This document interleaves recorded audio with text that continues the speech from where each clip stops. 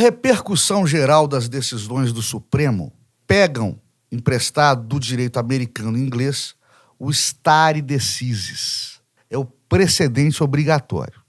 Se o STF julga desse jeito, desse determinado jeito, dessa forma, é para que os demais tribunais e juízes julguem do mesmo jeito. É o stare decisis. É o efeito vinculante do precedente. É para ser usado, como lá nos Estados Unidos, de maneira parcimoniosa e prudente. Parcimoniosa e prudente. E não precisa da gente elocubrar muito, não, para saber que esses adjetivos não combinam muito bem com o perfil dos atuais integrantes do Supremo Tribunal Federal. Na questão da criação da lei da maconha, por exemplo, eles querem decidir se é ou não é crime portar maconha para uso próprio, maconha e outras drogas, aliás. Isso quando o legislador penal, lá em 2006, já disse que é crime. Ou seja, há uma aparente aí, tecnicamente falando, invasão das atribuições do Poder Legislativo. Mais uma invasão das atribuições do Poder Legislativo. Além disso, eu examinei o voto até aqui proferido pelo ministro Alexandre de Moraes, estão querendo criar uma lex tertia, uma terceira lei, também ao alvedrio da legislação penal vigente, do princípio da reserva legal e do Congresso Nacional. Legislação essa que não faz distinção sobre quantidade quando vai definir quem é usuário de droga, quem é traficante de droga.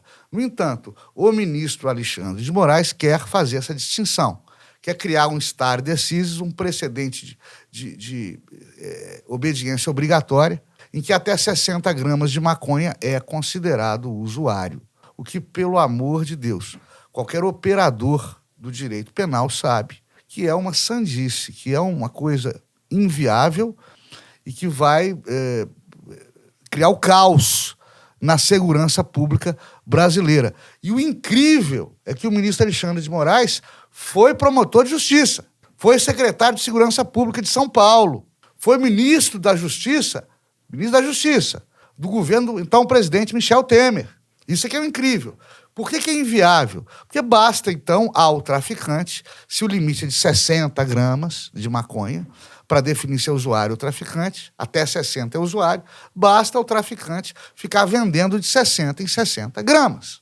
O que é o óbvio ululante, para lembrar Nelson Rodrigues. Bom, a lei, o próprio artigo 28 da lei de tóxicos está sendo questionado no Supremo, quanto à sua constitucionalidade, a lei não faz distinção de quantidade. Diz que o juiz deve, para definir se o sujeito é traficante ou não daquela droga que porta, observar as condições sociais, pessoais, né, profissionais que seja, daquela determinada pessoa, independente da quantidade.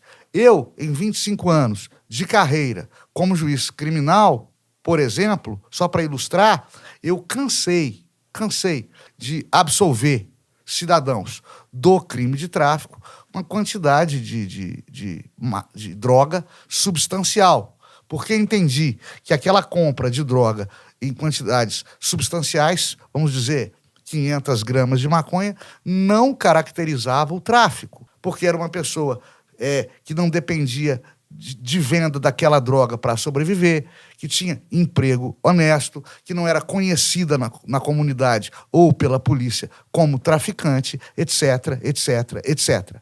E já cansei também de condenar a pessoa por tráfico, réus por tráfico, por traficarem um baseado de maconha. No entanto, era induvidoso que estavam vendendo um baseado de maconha. Foram pegos em flagrante pela polícia vendendo um baseado de maconha.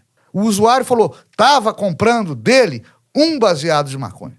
Então, ali tinha o quê? Naquele baseado, 10 gramas e foi tráfico. 5 gramas e foi tráfico. A quantidade não tem nada a ver com isso. A quantidade não tem nada a ver com isso. Estão partindo para descriminalizar a maconha no Brasil. É um perigo. As pessoas que defendem essa tese não imaginam ou fingem não ver os danos que a maconha causa no seio das famílias, sobretudo as famílias de baixa renda. A maconha não é uma droga inofensiva. A maconha não é melhor do que o cigarro, ou menos nociva que o álcool, como costumam defender.